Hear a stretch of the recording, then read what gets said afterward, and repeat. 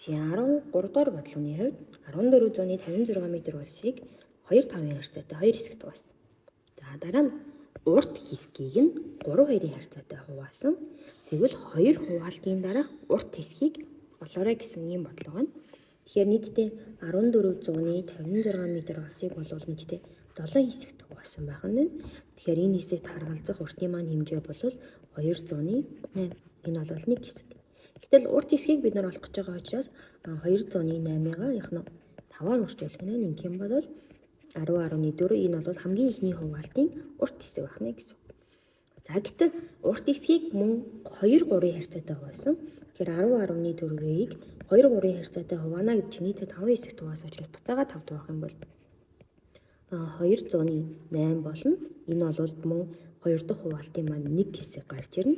Гэтэл тэрний урт хэсгийг олоорой гэсэн учраас 208-ыг яг нь 3-аар үржүүлэхээр 624 м гээд Б хариулт болж байна гэсэн. 4-р бодлогын хувьд нэг багш клубийнхаа хүүхдүүдтэй 30 ширхэг од тараж өгөхөр болов. Хүүхэд бүрд дор хаяж 1 од. Дор хаяж 1 гэдэг нь 1 болон түүнээс их байж болно гэсэн үг тийм.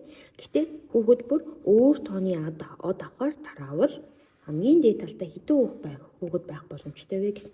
За эхний хүүхэд 1 од, тэгвэл хоёр дахь хүүхэд 2 од болно. За бид нар хамгийн ихтэй гэдгийг олох гэж байгаа учраас нийлбэр маань ингээд нэмээд хахад 30 хүрч явах ёстой гэсэн үг тийм ээ. За дараа нь 3 дахь хүүхэд 3 од. Тэгэхээр бидний нийлбэр 6 болно. За би нийлбэрийн доор нь бичиж 6. 10 дахь хүүхэд 4 од гэхээр ингээд 4 нэмэхээр 10. 5 дахь хүүхэд маань 5 од гэхээр 15. Яагаад тэгэхээр өөр од авч байгаа учраас тийм ээ. 15 гэхээр арай 30 та хүрэхгүй байгаа учраас бид нэр үргэлжлүүлнэ гэсэн. Тэгэхээр 6 дахь хүүхэд 6 гэхээр 21 од болно. Дараа нь 7 дахь хүүхэд 7 од гэхээр нийтдээ 28 од болж байна.